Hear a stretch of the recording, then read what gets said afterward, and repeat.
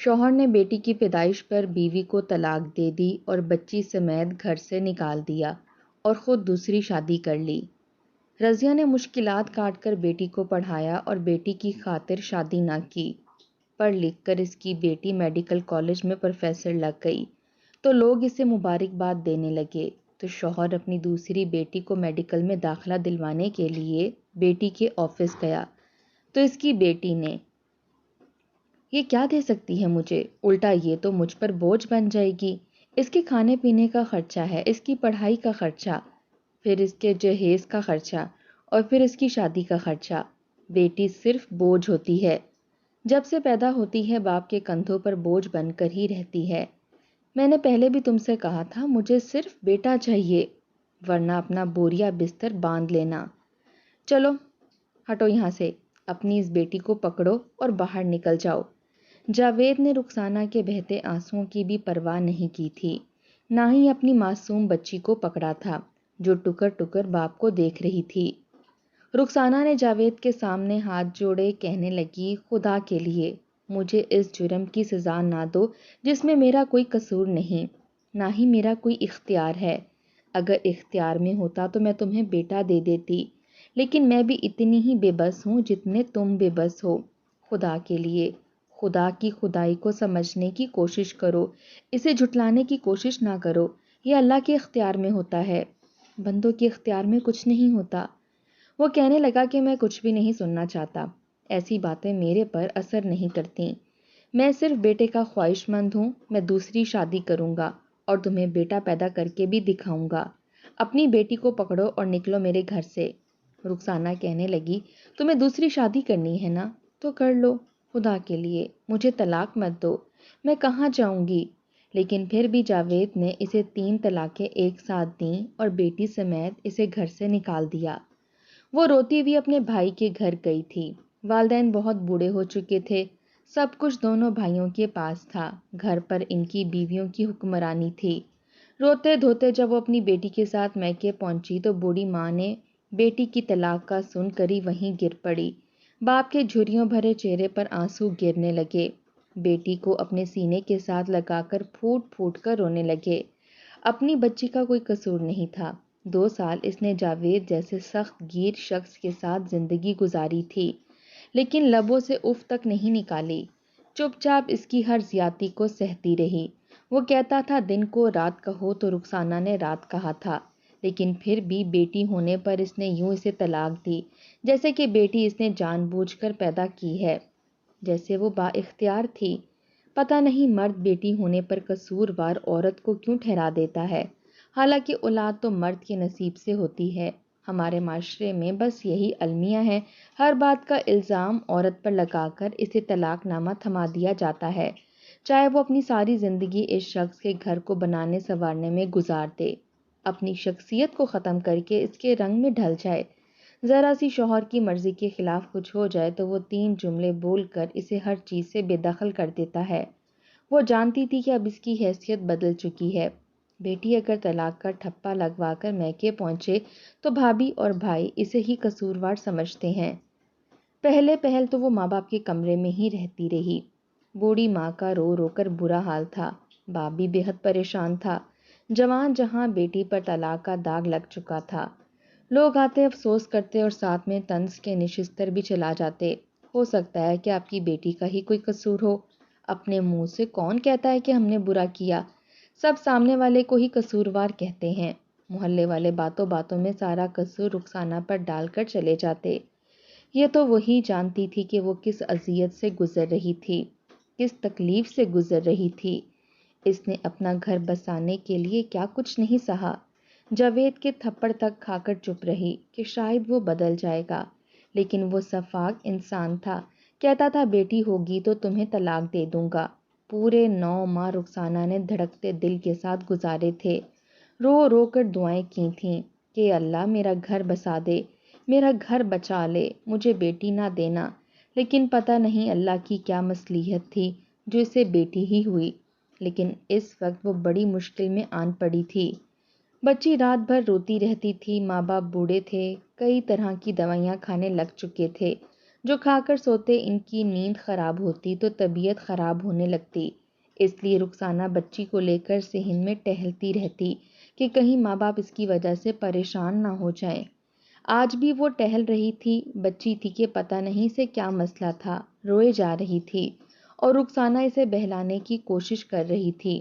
جب اس کی بڑی بھابھی اپنے کمرے سے باہر آئیں، صحن میں رخسانہ کو ٹہلتے دیکھا تو باہر آ گئیں، کہنے لگیں تم رات کے اس وقت یہاں کیا کر رہی ہو؟ رخسانہ کہنے لگی بھابھی یہ روئے جا رہی ہے، اماں ابا کی طبیعت ٹھیک نہیں رہتی، وہ ایسے ہی پریشان ہوں گے، ان کی نیند خراب ہوگی، اس لیے میں اسے باہر لے آئی تازی ہوا میں۔ بڑی بھابھی نے اپنا ایک آبرو چڑھایا، کہنے لگی بچے کے بہانے کہیں کسی سے یارانہ تو نہیں پال رکھا؟ ہو سکتا ہے کسی کا خط آنا ہو یا کوئی ملاقات کے لیے صحن میں کودنے والا ہو۔ یہ سن کر رخسانہ کے اندر جیسے آگ سی لگی تھی، کہنے لگی بھابھی منہ سنبھال کر بات کریں، آپ کو اندازہ ہے آپ کیا کہہ رہی ہیں؟ وہ کہنے لگی کیوں؟ ایسا بھی میں نے کیا کہہ دیا؟ دیکھو یہ تو بس بہانہ ہے کہ بیٹی کے ہونے پر جاوید نے تمہیں طلاق دے دی، بھلا اپنی اولاد کے ہونے پر کوئی کسی کو طلاق تھوڑی دیتا ہے۔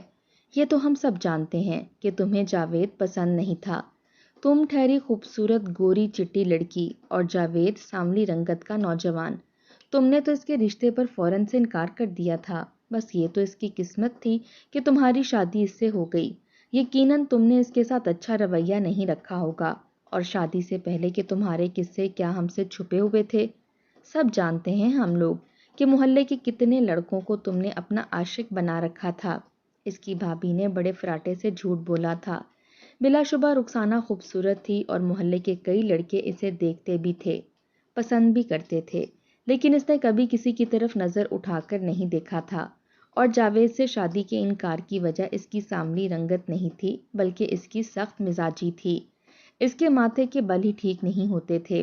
وہ اس کی والدہ کے دور کے کزن کے نند کا بیٹا تھا، والدین حیات نہیں تھے، اکیلا ہی رہتا تھا، اس لیے پورے خاندان میں جاوید کی بد مزاجی کا چرچا تھا، اور رخسانہ بہت ہی دھیمے مزاج کی کم گو سلجھی ہوئی لڑکی تھی، اس لیے نہیں چاہتی تھی کہ جاوید جیسے شخص کے ساتھ زندگی گزارنا کہیں اس کے لیے مشکل ہی نہ ہو جائے۔ لیکن بھابھیوں کا دماغ کسی اور ہی طریقے سے چلتا تھا۔ اکثر لڑکے جو کچھ لوفر قسم کے ہوتے تھے، اپنی محبت کے پیغامات کاغذ پر لکھ کر صحن میں پھینک دیتے تھے۔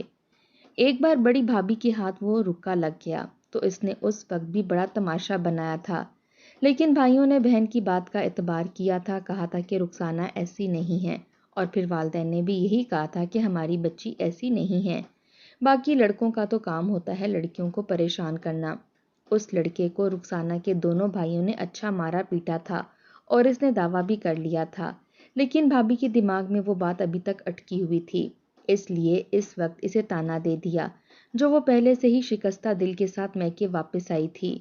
وہ تو سوچ بھی نہیں سکتی تھی کہ بیٹی کے رونے کی وجہ سے اسے صحن میں آنا پڑا، لیکن بھابھیوں کی زبان کون سنبھال سکتا ہے؟ جب وہ اپنے طنز کے تیر مارنا شروع کریں تو میکے بیٹھی نند کو سننا پڑتا ہے۔ ابھی رخسانہ کی زبان پر یہی لفظ تھا کہ منہ سنبھال کر بات کریں، مگر اس کی بھابھی نے اسے بہت باتیں سنائیں، لہجہ بھی بلند ہو گیا۔ وہ کہنے لگی خدا کے لیے چپ ہو جائیں، میرے کردار پر ایسے الزامات نہ لگائیں کہ جو مجھ سے برداشت نہ ہوں۔ لیکن اس کی بھابھی نے اپنا منہ بند نہیں کیا، جو منہ میں آیا کہتی چلی گئی، یہاں تک کہ سب کے کمروں کے دروازے کھلے تھے۔ اس کے بھائی، دوسری بھابھی، ماں باپ باہر آ گئے، بھتیجے بھتیجیاں بھی اپنے کمرے سے نکل آئیں۔ ان دونوں کو لڑتا دیکھ کر رخسانہ کے والد نے کہا کہ بیٹا کیوں چیخے جا رہی ہو؟ ایک تو بچی دکھی ہو کر گھر آئی ہے اور تم جو ہو بجائے اسے حوصلہ دینے کے، اس کی دل جمعی کرنے کے، تم اس سے لڑ رہی ہو۔ وہ کہنے لگی رہنے دیں، اگر میکے آ کر بیٹھی ہے تو اپنی کرتوتوں سے ہی بیٹھی ہے، ورنہ مرد کبھی بھی اتنی سی بات پر طلاق نہیں دیتا کہ بیٹی کیوں ہو گئی۔ یہ تو آپ کی بیٹی نے جھوٹا بہانہ بنایا ہے، اصل بات جو ہے وہ ہم سب جانتے ہیں کہ شادی سے پہلے اس نے کتنا فساد ڈالا تھا کہ کچھ بھی کر لو جاوید سے شادی نہیں کروں گی، کیونکہ محلے میں بڑے عاشق پال رکھے تھے آپ کی بیٹی نے۔ میں نے تو پہلے بھی اسے رنگے ہاتھوں پکڑا تھا، لیکن آپ لوگوں نے میرا منہ بند کروا دیا، اب دیکھ لیا اس بات کا نتیجہ۔ یقیناً اپنے کسی عاشق کے کہنے پر ہی یہ واپس آئی ہے اس بیچارے سے طلاق لے کر، اور اب اسی پر الزام لگا رہی ہے کہ اس نے بیٹی رکھنے سے انکار کر دیا۔ پہلے تو بھائیوں کو بہن پر اعتبار تھا، لیکن اب وہ بھی سوچ میں پڑ گئے تھے کہ شاید اس کی بیوی ٹھیک ہی کہہ رہی ہے۔ چھوٹی والی بھی کہنے لگی، ہاں جی، بیٹی کے کردار پر پردہ ڈالنے کے لیے ماں باپ بیٹھے جو ہیں، ہم تو تب بھی کہتے تھے کہ سوچ سمجھ کر شادی کریں، یہ نہ ہو کل کو اپنا گھر برباد کر کے آ جائے، اور وہی ہوا۔ تب تو آپ کو یہ تھا کہ اکیلا اکیلا لڑکا ہے، ساس سسر کی ذمہ داری نہیں ہے، ہماری بیٹی عیش کرے گی، اور دیکھ لیا بیٹی کی کرتوت، 4 دن بھی نہیں رہ پائی۔ ارے ہمیں دیکھو، ابھی تک ساس سسر کی خدمت کر رہی ہیں، شادی کو 4 ہو گئے، اور یہ محترمہ ہے کہ 2 سال بھی نہیں رہ پائی۔ صرف ایک شوہر کی تو ذمہ داری تھی، اس کے اوپر اور تو کچھ نہیں۔ چھوٹی بھابھی نے بھی باتیں سنانا شروع کر دیں۔ ماں باپ پہلے ہی بیٹی کی وجہ سے دل برداشتہ تھے، اس پر یہ مصیبت کے بہوؤں کی زبانیں چل پڑی تھیں۔ رخسانہ کی آنکھوں سے آنسو بہہ رہے تھے، کہنے لگی، کاش کہ جو میرے ساتھ ہوا ہے وہ پلٹ کر آپ لوگوں کے پاس بھی آ جائے، پھر میں پوچھوں گی کہ قصور کس کا تھا، غلط کون تھا۔ ابھی تو آپ کے دل میں جو آتا ہے وہ کریں۔ یہ سننا تھا کہ دونوں بھائی بھڑک اٹھے، کہنے لگے کہ تم ہماری بیویوں کو بد دعائیں دے رہی ہو، اتنی زبان چل گئی ہے تمہاری، تمہیں ذرا سا بھی بھابھیوں کا لحاظ نہیں ہے۔ بڑے بھائی نے تنک کر یہ بات کہی، چھوٹا بھائی بھی ماتھے پر بل ڈالے کھڑا تھا۔ بڑی بھابھی آنسو بہانے لگیں، کہنے لگی، شکر ہے کہ آپ کو بھی نظر آ گیا کہ آپ کی بہن کی زبان کتنی تیز ہے، ورنہ ہمیشہ آپ کو ہم لوگ ہی نظر آتی رہی ہیں۔ بڑے بھائی نے ماں باپ سے کہا کہ رخسانہ کو کہیں کہ یہاں آ کر بیٹھ گئی ہے تو رہے بھی تمیز سے، یہ گھر ہماری بیویوں کا ہے، اس کا نہیں کہ یہ زبان درازی کرے گی۔ ایک تو طلاق لے کر ہمارے گھر آ کر بیٹھ گئی ہے، اور اوپر سے اب یہ چاہتی ہے کہ یہ روب جما کر رکھے گی، تو ایسا نہیں ہوگا۔ اماں اسے اچھی طرح سمجھا دیں کہ اسے یہاں کیسے رہنا ہے، زیادہ تو یہ کمرے میں ہی رہا کرے تو بہتر ہے۔ پہلے بھی ہم نے اس کی باتوں پر اعتبار کر کے اپنی بیویوں کو بہت ذلیل کیا تھا، لیکن ہر بار ایسا نہیں ہوگا۔ دونوں بھائی یہ کہہ کر اپنی بیویوں کے ہمراہ اپنے اپنے کمروں میں چلے گئے۔ رخسانہ کی آنکھوں سے آنسو بہنے لگے، اس کی ماں بھی رو رہی تھی اور باپ بھی گمسم کھڑا تھا۔ اس کی ماں کہنے لگی، ہم جانتے ہیں کہ تم بے قصور ہو، لیکن بیٹا اس وقت ہم بھی بے بس ہیں، ہر چیز کے لیے تمہارے بھائیوں کی شکل دیکھنی پڑتی ہے، انہیں تو ہم دونوں بھی بوجھ لگ رہے ہیں، ہمارے مہینے کی دوائیاں یا ہماری ضروریات بھی انہیں بڑی مصیبت لگ رہی تھیں، اور اس پر تمہارا آ کر بیٹھ جانا ان سے اور ان کی بیویوں سے کہاں برداشت ہوگا۔ بہتر ہے کہ تم وہی کرو جو تمہاری بھابیاں اور بھائی چاہتے ہیں۔ ہم آج ہیں اور کل نہیں ہیں، لیکن تمہیں باقی کی زندگی تو انہی کے ساتھ گزارنی ہے۔ رخسانہ چپ ہو گئی تھی۔ کچھ دن بعد ہی بڑی بھابھی نے کہا کہ ہم نے تمہاری بہت خدمت کر لی، کچن کا سارا کام آج کے بعد تم سنبھالو گی۔ وہ چپ چاپ کچن میں چلی گئی، پورا سنک برتنوں کے انبار سے بھرا پڑا تھا، برتن دھوئے، آٹا گوندھا، کھانا بنایا، پورا کچن صاف کیا۔ کھانا جب بالکل تیار ہو گیا تب اس کی بیٹی اٹھ گئی اور رونے لگی۔ جیسے اس نے فریج میں سے دودھ نکال کر فیڈر میں ڈالا تاکہ اپنی بیٹی کو پلا سکے، تو چھوٹی بھابھی آ گئیں، کہنے لگیں، یہاں پر ہم نے کوئی گائیں بیل نہیں باندھ رکھی جو اتنا اتنا دودھ تم فیڈر میں ڈال کر اپنی بیٹی کو دے رہی ہو، اس پر ہمارے بچوں کا حق ہے۔ اس نے فیڈر میں سے دودھ نکال دیا، بس ایک گھونٹ دودھ رہنے دیا، کہنے لگی، اس میں پانی ڈالو اور پلا دو اپنی بیٹی کو۔ یہ کہہ کر وہ اپنے بچوں کے لیے دودھ لے کر چلی گئی۔ رخسانہ کا جی چاہا کہ زمین پھٹے اور وہ اپنی بچی کے ساتھ اسی زمین میں دفن ہو جائے۔ ابھی تو یہ شروعات تھی اور پہاڑ جیسی زندگی اس کے سامنے تھی۔ چپ چاپ اس نے سارے کام کرنے شروع کر دیے۔ بچی کا پیٹ ہی نہیں بھرتا تھا کیونکہ دودھ سے زیادہ پانی اس کے اندر جاتا تھا، اور رخسانہ کی بھی اتنی اچھی خوراک نہ تھی کہ اسی سے بچی کی اپنی خوراک پوری کرتی، کیونکہ کھانا بھابیاں ڈال کر دیتی تھیں، ایک روٹی اس کے والد کو اور ایک اس کی والدہ کو، اور ایک ہی روٹی رخسانہ کو ملتی تھی۔ نہ ماں باپ اپنی بہوؤں کے سامنے کچھ کہہ سکتے تھے اور نہ ہی رخسانہ کو، چپ چاپ ایک روٹی کھا لیتی۔ اسے لگتا تھا جیسے کوئی غلاموں والی زندگی ہے جو وہ اپنے ماں باپ کے ساتھ اپنے ہی گھر میں گزار رہی ہے۔ حالانکہ گھر بہت بڑا تھا، کمرے بھی بہت سارے تھے، لیکن بھائی بھابھیوں نے اپنے بچوں کو الگ کمرے دے رکھے تھے۔ رخسانہ کے لیے کوئی کمرہ نہیں تھا، مجبوراً اسے اپنے ماں باپ کے کمرے میں ہی رہنا پڑتا تھا۔ اسے بس اتنی سہولت تھی کہ جب تک وہ گھر کے کام کرتی رہتی، اس کی والدہ اس کی بیٹی کو سنبھال لیتی تھیں، لیکن یہ تب تک ہی ہوا جب تک اس کی والدہ حیات تھیں۔ 6 ماہ بعد اس کی والدہ کا انتقال ہو گیا اور والد تو ویسے بھی بستر پر لگ چکے تھے۔ وہ اپنے والد کو بھی سنبھالتی تھی، گھر کے سارے کام بھی کرتی تھی اور بچے کی پوری ذمہ داری بھی رخسانہ پر آ گئی تھی۔ ابھی یہی کم نہ تھا کہ جب اس کی بڑی بھابھی نے اسے یہ کہا کہ ہم تمہارے اخراجات پورے نہیں کر سکتے، تم پڑھی لکھی ہو، ایسا کرو کہ اسکول کی نوکری کر لو۔ وہ کہنے لگی بھابھی میری بچی ابھی 6 ماہ کی ہے، میں کیسے نوکری کر سکتی ہوں؟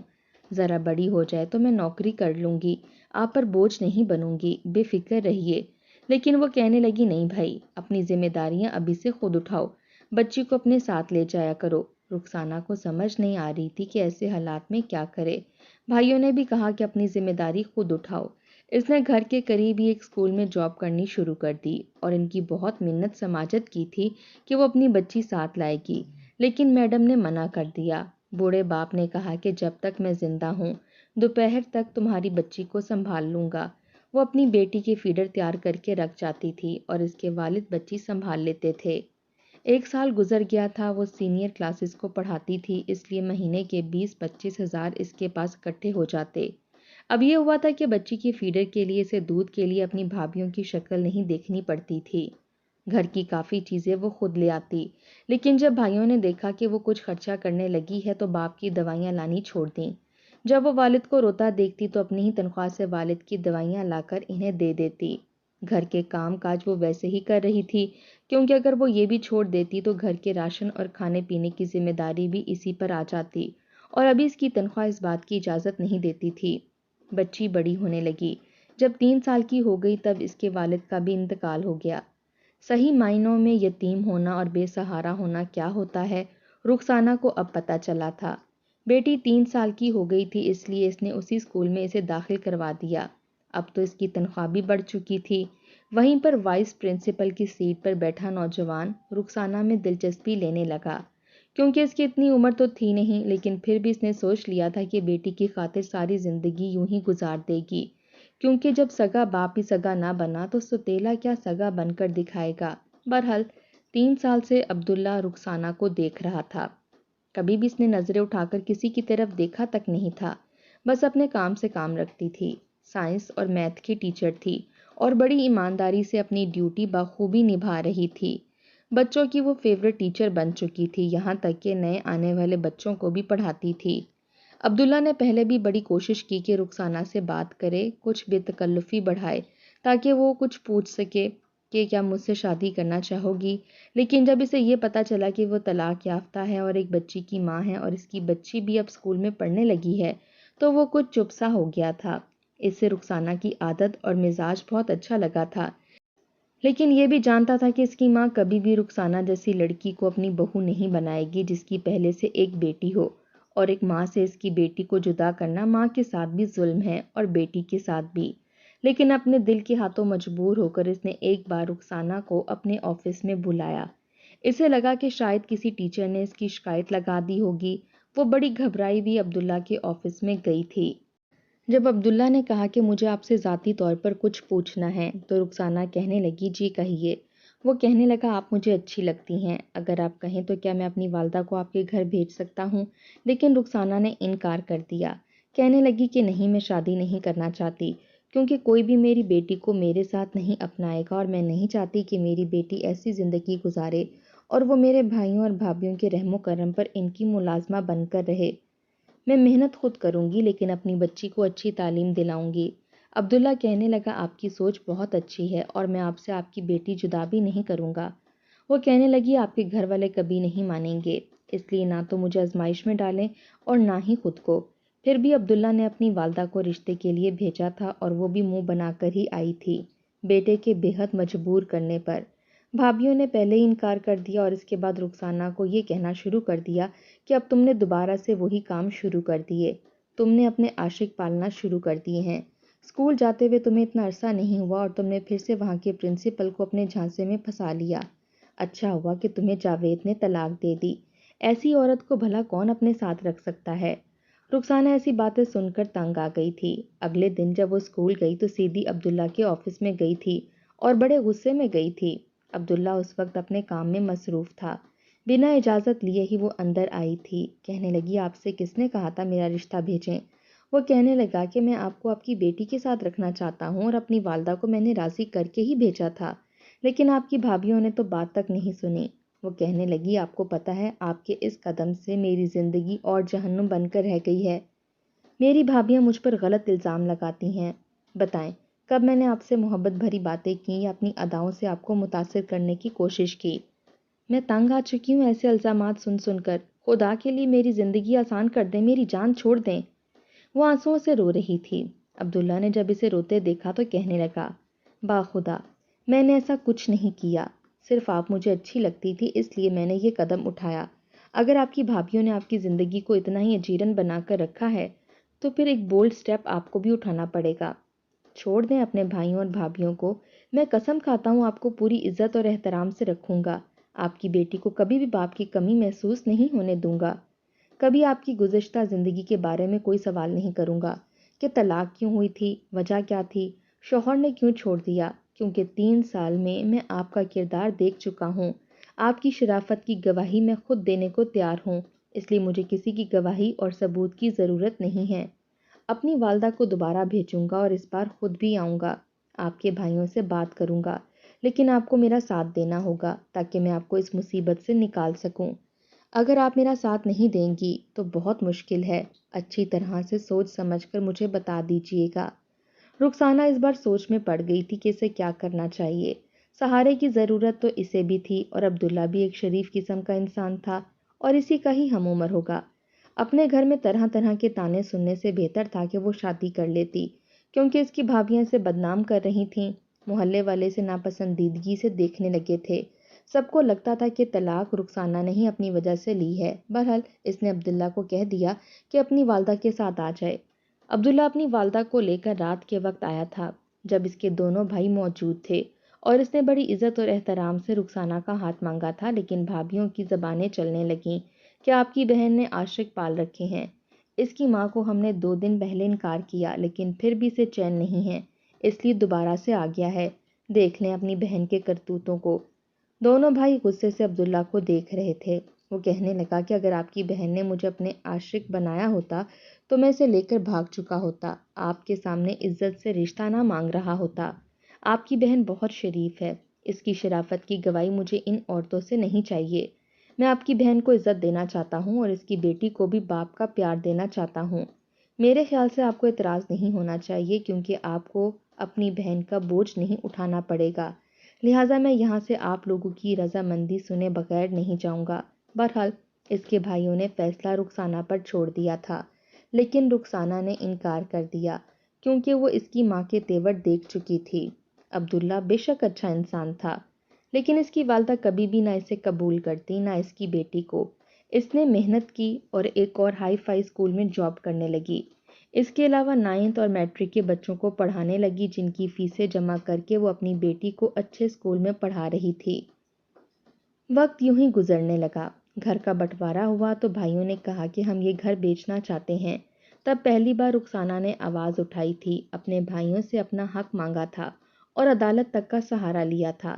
اس گھر کے بکنے پر اسے اتنی رقم مل گئی تھی کہ اس نے اپنا ایک چھوٹا سا گھر خرید لیا جو کہ 3 منزلہ تھا۔ اس نے چھوٹا سا اسکول کھول لیا، سب سے اوپر والے پورشن میں وہ اپنی رہائش رکھتی تھی اور نیچے کے 2 پورشن اس نے پرائمری اسکول کے لیے صرف کر دیے۔ اب اس کی آمدنی اچھی خاصی ہونے لگی تھی، کچھ ٹیچرز بھی اس نے رکھ لیے تھے۔ وقت یوں ہی گزرنے لگا۔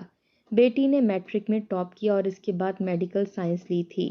وقت آگے بڑھنے لگا، اس نے ایک ڈاکٹر سے ہی اپنی بیٹی کی شادی کی تھی۔ فاطمہ اب میڈیکل کالج کی پروفیسر بن چکی تھی۔ سب لوگ اسے مبارکباد دے رہے تھے جب ایک شخص اپنی بیٹی کو لے کر اندر داخل ہوا۔ فاطمہ اپنے باپ کی شکل کو پہچانتی تھی، کئی بار اس نے شادی کی تصاویر دیکھ رکھی تھیں اور اب بھی اس کے باپ کے چہرے پر کوئی خاص فرق نہیں آیا تھا، بس سر کے بال سفید ہوئے تھے لیکن چہرہ ویسا ہی تھا۔ وہ اپنی بیٹی کے داخلے کے لیے آیا تھا کیونکہ اس کے نمبر بہت کم تھے اور اسے سفارش چاہیے تھی۔ تبھی فاطمہ نے اپنی پہچان کروائی تو وہ دیکھ کر حیران رہ گیا۔ جس بیٹے کی خاطر اس نے دوسری شادی کی وہ بیٹا اسے تب بھی نہیں ملا کیونکہ اس کے نصیب میں نہیں تھا۔ شادی کے 10 سال بعد اسے بیٹی ہوئی تھی اور اس بار اس نے بیٹی کو قبول کر لیا تھا۔ آج جب وہ سامنے فاطمہ کو دیکھ رہا تھا تو اسے اپنے فیصلے پر افسوس ہونے لگا کہ اس نے کتنی بڑی غلطی کی۔